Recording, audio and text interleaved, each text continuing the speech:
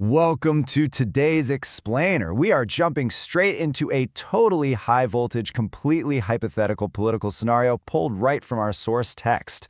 We're going to impartially dissect exactly how this narrative grabs you by the collar, from the super-specific data drops to the intense media spin. It really paints a picture of a massive geopolitical earthquake, and honestly, we've got a lot of ground to cover, so let's get right into it. Okay, let's dive into this. Section 1, the 2026 election scenario. The setting of this text literally drops us right into the middle of the action, and the urgency is absolutely off the charts from the very first word. Just listen to the pacing of this opening line. The polls just opened, and the word bloodbath is trending across every newsroom in London. I mean, wow, it doesn't slowly warm you up, right? It just drops you straight into the deep end. By pairing a really heavy, catastrophic word like bloodbath with the modern, everyday reality of internet trending, the source text instantly creates this atmosphere of total chaos.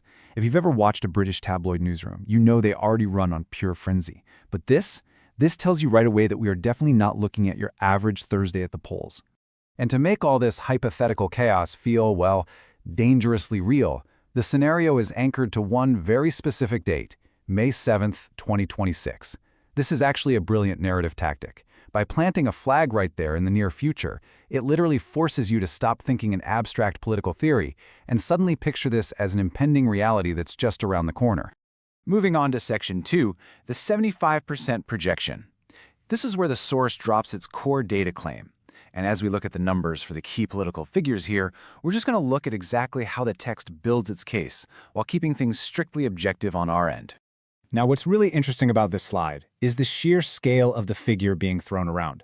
A projected 75% wipeout for Keir Starmer. Think about that for a second. In literally any political context, that isn't just a tough defeat. That's practically an extinction-level event. The source is intentionally wielding this staggering percentage to really command your attention and put a hard mathematical weight behind all that chaos they just introduced. And the source actually takes it a step further. It explicitly states, this isn't just an election. It's the day the UK political map was rewritten. The framing here is absolutely crucial. We aren't just looking at a routine change of the guard, right? According to the text, we are looking at a total structural paradigm shift that completely wipes away previous political boundaries. It's basically a total reset of the board. All right, let's head into Section 3, the media disconnect.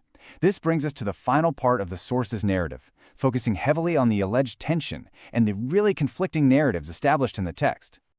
And this brilliantly illustrates where the real tension is built. On one side, you've got the frantic, absolutely undeniable buzz of the London newsrooms, where all this extreme terminology is just running wild. But on the other side, the text alleges a chilling silence, claiming the BBC is deliberately withholding information. It creates this intense narrative dissonance. The chaos is everywhere, but the established broadcaster is allegedly keeping you completely in the dark. Which leads us perfectly to the text's closing cliffhanger. What aren't they telling you on the BBC? It's a classic hook, perfectly designed to sow skepticism and make you lean in closer. When a narrative so aggressively promises to reveal what the establishment is allegedly hiding, it leaves us with one final major question. What exactly are we being primed to believe? And what happens next?